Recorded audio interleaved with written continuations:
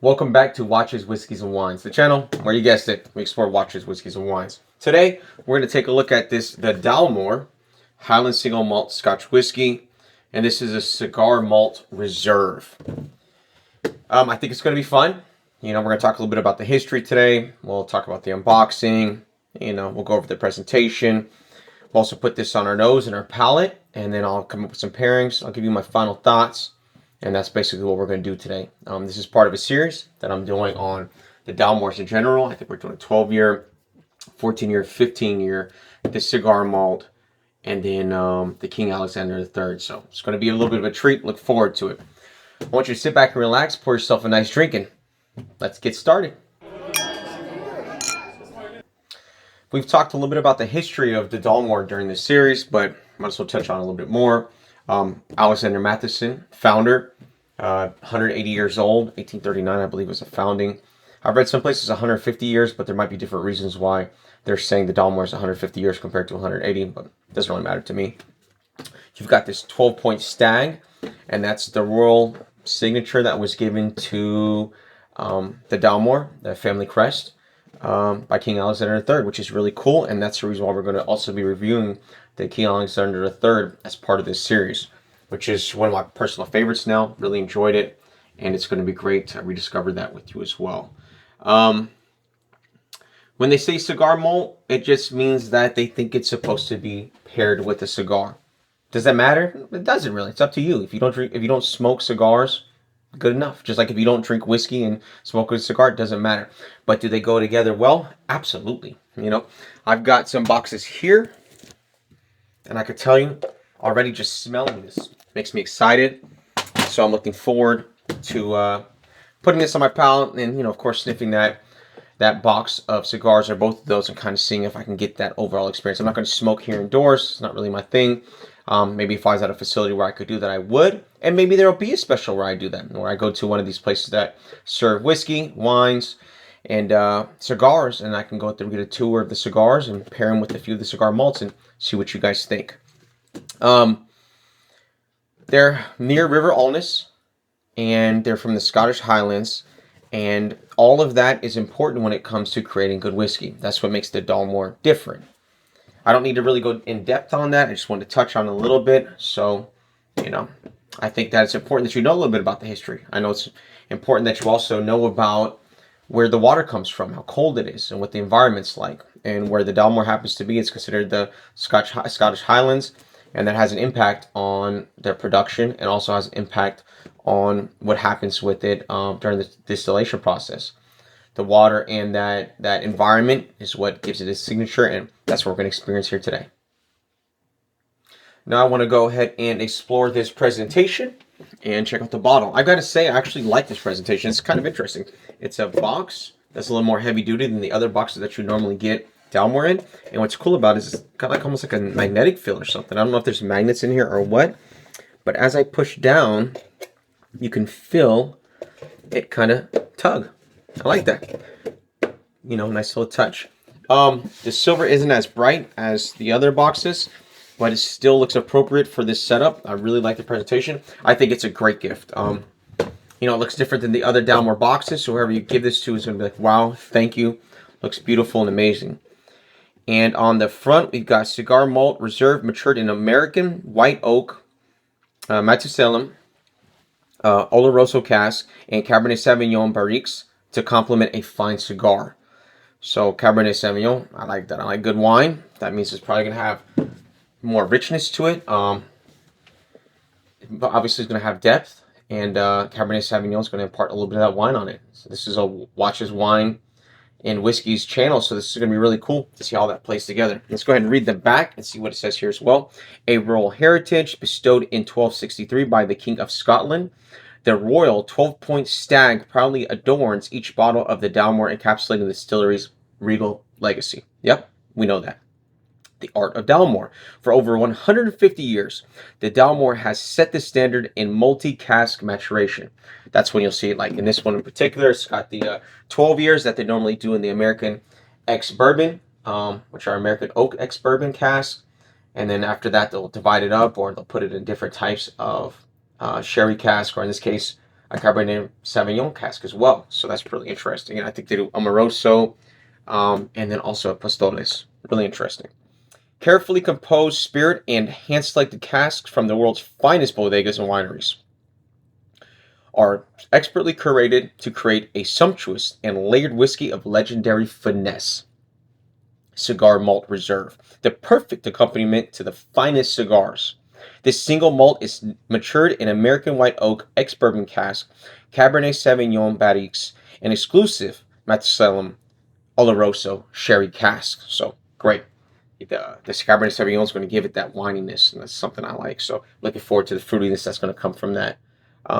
Maybe even a little spiciness. The aroma: cinnamon, vanilla, and red fruits. On the palate, tropical fruits, banana, toffee, and vanilla ice cream. Finishing notes: orange zest, dark chocolate, and crushed spices. Also at the bottom, Dalmore Distillery, Dalmore, Alness, Ross, Shire, and it says the address, which is nice. Of course, this is 44% alcohol. Let's go ahead and open it up, see what we think. Get this beautiful box out of the way, which I really like, and I think it was great for them to do it this way. Yeah, that color, I'm going to say it's a little bit of a lighter amber than I've seen before. The 15 year is a little bit darker than this. I guess it's because it's mostly just sherry cask, and this is Cabernet Sauvignon, so it's imparting almost a little bit of a red to it. Not much, but very little. I'd say maybe an orange, but I don't want to say that either. Let's go ahead, open it up, put it on our nose, and then put it on our palate and see what we think. If I can get this full open, which I think I almost do have. Oh, it's a little bit stuck in there for some reason. There we go. All right. Let's go ahead. I love this part of it. Let's see how it sounds. Oh, yeah. Okay. Let's go ahead and put it in glass, and yeah, a lighter amber than the 15 year for sure. Like, similar to the 14 year.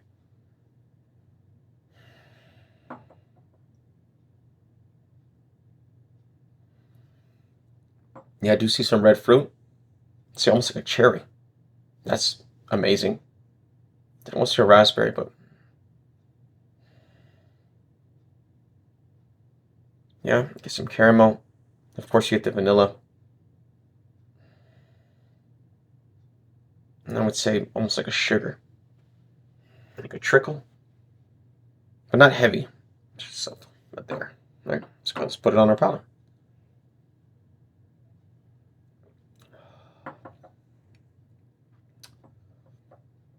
Nice, but a little rough. On the smoothness, I'd probably give this like a 4 or 5. Hit me a little harder than I expected.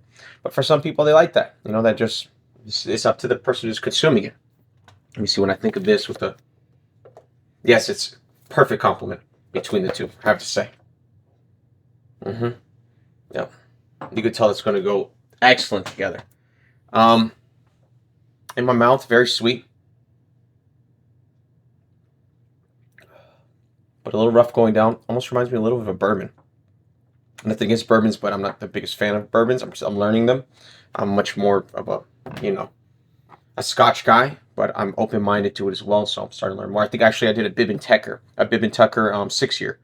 Check out that video when you get a chance. And I liked it. It wasn't bad. It was actually pretty good. All right, so now let's take a look at my pairings. I've got a chocolate that has nuts in it and a vanilla infused sea salt, so that should be interesting. It's a dark chocolate. Then I've got some dark chocolate pretzels, and then I've got a truffle salt popcorn. So I'm going to see which one works. So I'm going to clear my palate real quick, taking something that's a little salty.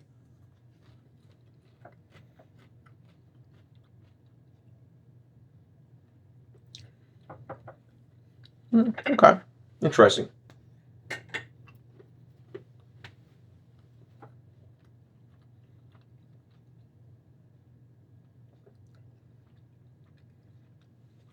Dark chocolate goes with it pretty well. I should have probably done something with an orange zest, or something with maybe like a cinnamon.